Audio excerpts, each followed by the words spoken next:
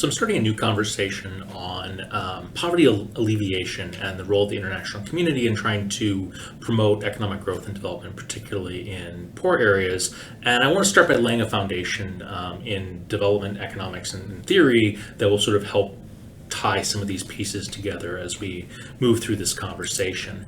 And so as a foundational starting point, I want to talk about two different, models or ways of thinking about what fosters or encourages growth. So one story that you could tell is demand side growth, which is driven by internal demand. People want to buy more stuff. There's rising domestic consumption. People are spending, and that's going to send signals to industry that they need to produce more stuff, they need to hire more people, you're going to crank out more stuff, therefore GDP goes up. And this is sort of the foundation of sort of Keynesian economics, the idea that you can get growth by increasing demand, that if you spend more, you will get more economic activity. And so if you're facing a recession and you want to get your economy growing again, one way to do that is to artificially stimulate demand. Government spending is a way to do that. Government spending could, build a aircraft carrier, float it out into the sea and blow it up, and that would generate growth. But there's lots more productive things governments could do besides blowing up aircraft carriers. They could build roads, or they could build bridges, or they could just simply give cash to people and have them go to their local grocery stores and buy stuff, and that will generate the signal that says we need to produce more stuff because there's consumption happening. So that's one way to get growth, and that really depends upon can you foster that demand?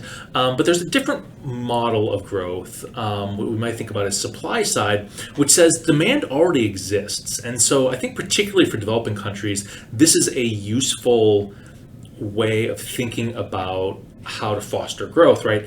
Demand exists. There are countries out there that will buy your stuff.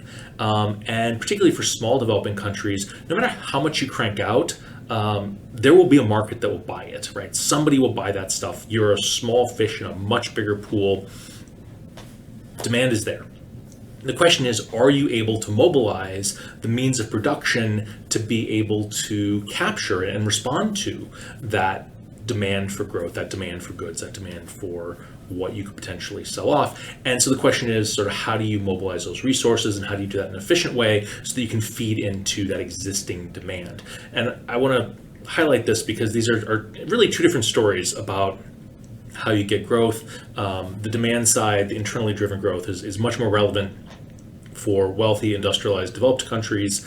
But a lot of what we're going to be talking about when we talk about development really just boils down to this assumption that if you can produce it, somebody out there is going to buy it, which is the supply side story. Okay, with that, let's talk about sort of the classic supply side kind of framework for thinking about development theory, the Harrod-Domer model. And the Harrod-Domer model is incredibly simplistic. It says that the size of an economy is simply a function of capital. Capital being the money and tools and machines that you can use to make stuff. And so if you have more tools and machines, you're able to make more stuff. So the mathematical articulation of this is GDP, gross domestic product, the size of your economy, is a function of capital. What that function is will leave to the economists to kind of work out, but the idea is if you get more capital going in, you're going to get more GDP coming out. And so really the secret to growth, if you want 5% growth next year, it's to get more capital. How much capital? Well, that's going to be related to the function, but it's also going to be related to this other formula, that the change in capital is determined by, it changes the little triangle symbol delta, which mathematicians and economists use to mean change, and K is our capital because in German, capital starts with a K, and Marx wrote a book called Das Kapital. So I'm guessing that's where that comes from. But the change in capital equals the amount of investment that you make, right? Are you buying more tools? Are you buying more machines? Less, minus, the little squiggly D, the little squiggly delta, which we're going to call depreciation in capital, which is essentially how many, what's the rate at which machines break or wear out. And so if you are investing enough to get the tools to replace the machines that are breaking, your capital is not changing, it's holding steady. If you're investing more, you're getting more machines, that feeds into your function, GDP goes up, right? So that's essentially the Harrod-Domer model. The secret to growth is buy more machines. And while that seems really simplistic, it actually works in some interesting situations. So we can hold constant the idea of labor productivity. We can hold constant the idea of technology. It helps us to answer this really simple question, which is, I need my economy to grow. What can I do to get more jobs, right? And the story is, if you can buy more machines, you can take workers and you can line them up and you can put them behind those machines, and those workers will crank out stuff and your GDP will grow.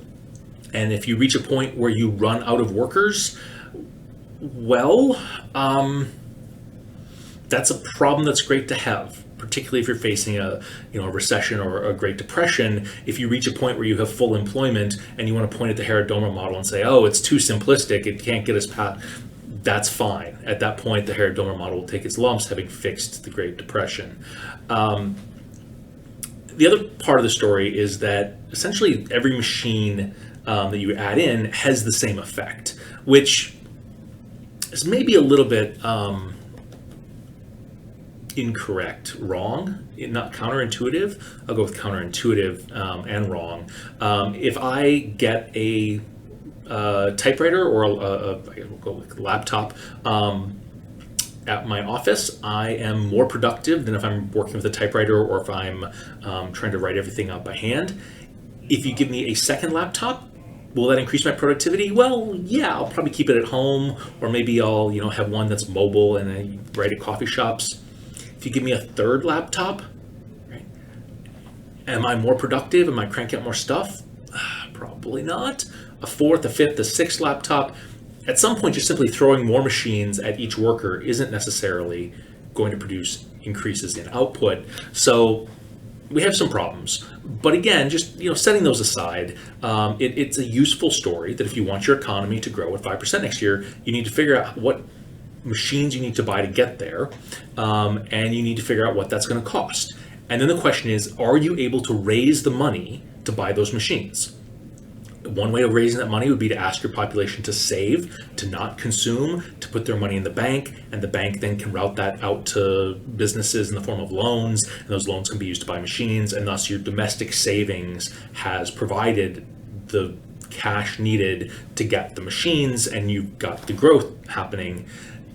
If your local population can't do that, if you can't save enough money to buy the machines that are needed to get the growth, then what you have is what in development economics is called the financing gap. That gap between, I need this level of growth to raise my country out of poverty, to industrialize, but I can only raise so much. And there's that gap in terms of what's missing, what I can't cover on my own. But the Herrera-Domer model says if you can find a way to cover that financing gap, if somebody else will give you that cash, you can get that level of development. And when we look at this historically, initially it seems to work, and it seems to work really well. It helps to explain the Soviet Union's industrialization. Up until China, the Soviet Union experienced the world's most rapid industrialization in all of human history. It went from Russia, a country that had essentially zero industrial capacity, to, by the end of World War II, being the world's second largest industrial power. It was incredible, economic expansion in a period of 30 years, which resulted from a series of things. It resulted from, essentially reorganizing the economy and generating capital by starving a chunk of the population. It involved looting factories, literal factories from East Germany and occupied territories. So the Soviet expansion kind of fits this story. They were able to get more machines. They were able to overcome that financing gap problem, and they got the corresponding economic growth out of it. Likewise, after World War II, the United States undertook what was the Marshall Plan to re-industrialize Europe, which had been essentially decimated by World War II. The factories had been destroyed, the roads and infrastructure had been destroyed, and the United States threw, essentially like $20 billion in today's dollars at Europe. And over the course of about a decade, you get this resurrection of the European economies and industrial sectors simply by rebuilding roads and rebuilding ports and rebuilding factories. And you add in the capital, you add in the machines, you add in the tools, and you get the economic output out of it. So it seemed like we had cracked the code, right, in terms of eliminating poverty, in terms of industrializing countries. You just throw some cash at them, cover the financing gap, you get the economic growth, everything is fantastic. The problem is that since 1950, when we crunch the numbers and look at what has been the effect of covering the financing gap for countries, what we find is that there is no correlation with economic growth, which doesn't mean that it just means that sometimes it works and sometimes it doesn't. It's messy, but there's not a clear pattern, and we certainly haven't solved the problem of poverty. And so we're kind of stuck with a question about why that is. And so one possibility is that the whole Harrod-Domer model is just a flawed model to begin with. That that's not actually how things work in the world, and that's possible. Another possibility is that we might be comparing apples and oranges, and that the Harrod-Domer model seems to have worked really well in Western Europe after World War II, because that was kind of the easy case. You had economies and countries and nations that had already gone through a process of industrialization, that had populations with skills that were absolutely relevant for an industrialized economy, high levels of education, legal systems like the rule of law. All of that was in place, and all that had happened was the port got blown up. Well, we know that a port in that particular spot is going to be very useful, and simply rebuilding that port is a guaranteed return on investment. Where a country that's going through a process of industrialization for the first time, we don't necessarily know where we want a port, or what road system or rail system is going to be the most useful, or if we put in place a hydroelectric power plant here, will that generate the kind of economic returns that make sense? There's just a lot more uncertainty because we're sort of inventing things from whole cloth. The other point that people who sort of make the apples and oranges argument would flag is that maybe there are prerequisites to an industrialized economy, particularly a capitalist industrialized economy, functioning in terms of property rights, the rule of law, and skill sets within the population that just aren't in place in a country that's never gone through a process of industrialization. And so the relationship of just throwing some money at a country, covering the financing gap, getting some more tools, doesn't work in the same way. Development economists kind of looked at this and said, well, there's another problem going on here above and beyond just, does covering the financing gap work? It doesn't really leave space for a change in technology and productivity that comes from changes in technology. And this is something that Thomas Solow really leaned into, and he recognized pretty quickly that the real determinant of an economy isn't necessarily the tools that people have. Tools just help people be more productive. It's the level of productivity that you get from those tools. And that if you can get your labor force to be more productive or just to be larger, you'll get more GDP, right? So one strategy for increasing GDP is population growth. This is great in terms of increasing GDP, but it doesn't necessarily make folks more productive. To make folks more productive, you can give them a machine, but there's that diminishing returns problem that we talked about with how many laptops can I possibly use? So once you've provided everybody with the basic machines that they need, the only pathway to increase productivity, to increase standards of living, is going to be through more efficient machines, better machines, technological innovation. And Solow concludes that over the long term, economic growth is determined by the improvements in technology that we have, because other things are going to kind of run their course and hit their limit, right? You can only ask workers to work so many hours in a day, right? You can only have so many increased gains from divisional labor or organizational things.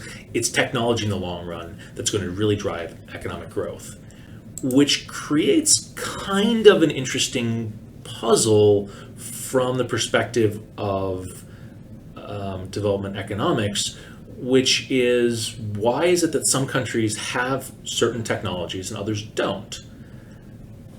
Patents might explain part of it, but patents sort of run their course. Why is it that there are farmers in developing countries who are still using, hand tools to cultivate land, when we know full well that tractors are more efficient? We have that technology right now.